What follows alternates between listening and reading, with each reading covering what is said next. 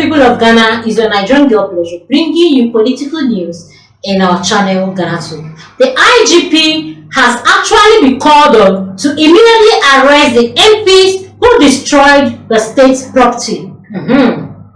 The IGP has actually been called. He has actually been notified. People are clamoring that he should make this arrest immediately. IGP Dampere was urged.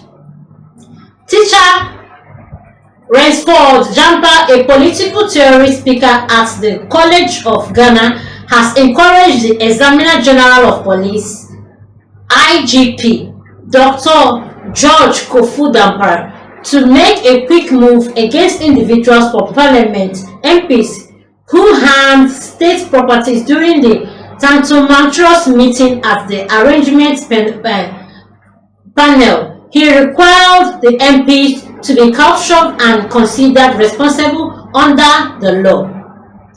And it's actually a well orchestrated issue because so many people are actually awaiting the result of what will become of these people that actually destroyed government property. In a Facebook post on Friday, January 31st, 2024, Prof. Vema reminded the IGP that he had recently captured government authorities and MPs for petty criminal offences. He underlined that a similar degree of responsibility ought to apply to MPs who obligated state properties.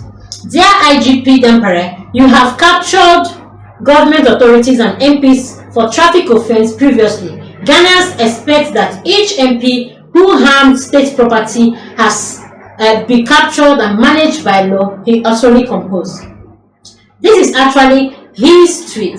Dear IGP, you have arrested government officials and MPs for traffic offences before. Ghanaians demand that every MP of Parliament who destroys state property is rearrested and dealt with according to the law.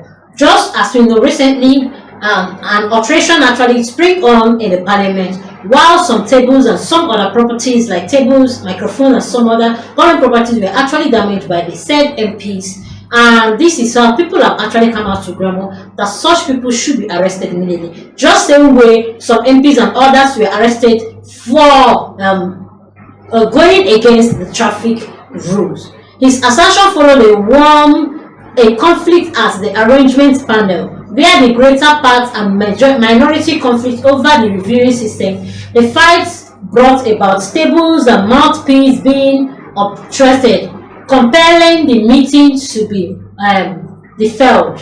Numerous Ghanaians have actually communicated their failure with the MP's activity, commending and contending that the administrator ought to be good example as opposed to participating in various ways of behaving. Some have brought upon that common residents will confront lawful ramifications for comparable activities. Prof. Jimpo's post has started conversation via visual entertainment, with many supporting his call for equity. Some expect the MPs ought to be considered responsible for harming public properties, while others have one or two doubts serious about what the police will make a move. It is actually yet clear whether the IGP will answer the call and seek after lawful activity against the MPs engaged with the occurrences. But the truth is, so many people have actually come out to urge the IGP to do the needful, arrest these persons so that these things will not repeat itself in the government again. Not to talk of happening in the Parliament.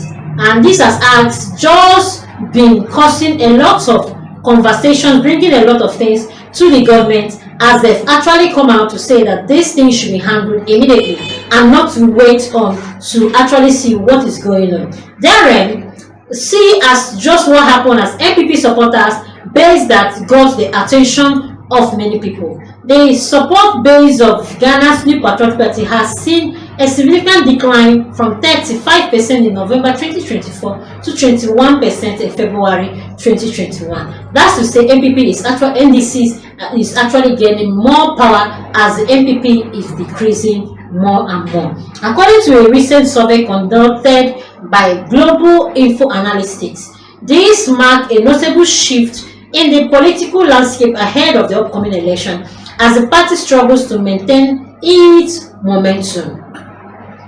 Is NPP going to really come back to power? This one that the info analytics is actually giving that the percentage is reducing drastically. There's some very highlights growing dissatisfaction among voters, particularly in relation to the party's handling of economic challenges and internal divisions. In November 2024, NPP support was relatively strong, but a lead in key regions.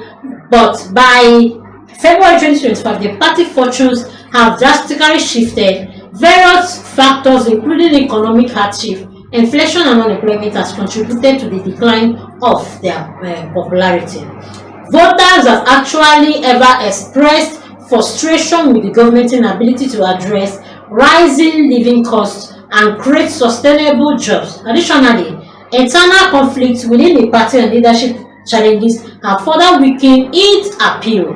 The NPP struggle to maintain unity and effectiveness communications. Its policy has become a focal point in the political disclosure.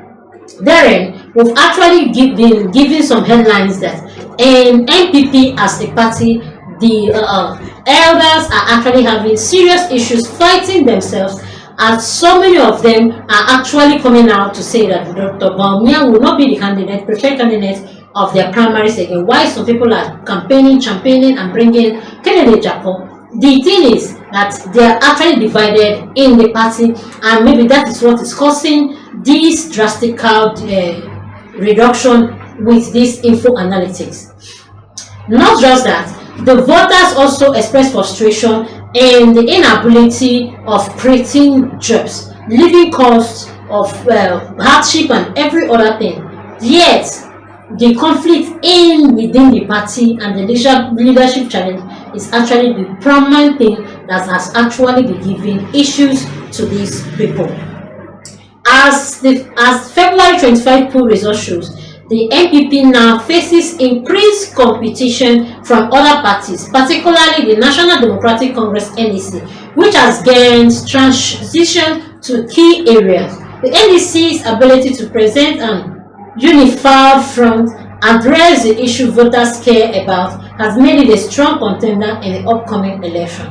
With a significant decline in the support, the NPP's leadership will need to reassess its strategies if it's hoped to regain the confidence of the electoral and reclaim the position in the political race. How is NPP going to achieve this? How are they going to fight this? They should actually start by standing united. They actually say united we stand, divided we fall. And I think this is actually what is becoming of the NPP. Please do well to comment what you feel about this. Also like, comment, and subscribe if you've not done so, so you get all our news one by one. Thanks, NPP.